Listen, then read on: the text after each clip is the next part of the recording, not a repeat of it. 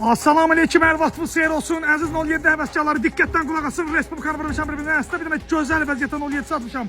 Yəni maşın ideal vəziyyətdədir. Təkərləri təzə, kosmetika ideal, motor, korobka, most, xadavoy gözəl vəziyyətdə, salon səliqəli vəziyyətdə. 1850 manat ver. Bu dəqiqə zəncirə dur gəl gecə ilə onlayn da ver götür apar. Yəni Respublikada bu qiymətə bu şərtlə 07 yoxdur. Kim istəsə maşın ofisindədir, yolunuzu gözləyirəm. Gecə saat 2 yaşımda fəaliyyətdəyəm. Maşın həqiqətən gözəl vəziyyətdədir. Bütün sənədləri qaydasında, sığorta var, texası motor var. Motor nömrəsi, kuz nömrəsi hamısı yerində. Salonu gözəl vəziyyətdədir maşının. Tam ətrafı göstərirəm, bir dənə baxın. Nömrəm aktivdir uşaqlar. İstəyən varsa bir dəqiqə zənciləsin, gəlsin maşın ofisindədir. Kimin də təcili maşını var götürün gəlin. Təmənnasız çəkirəm, satıram maşın sahibindən ödəniş alınmır. Cəmi 11 ay krediti qalıb 340 manatdan.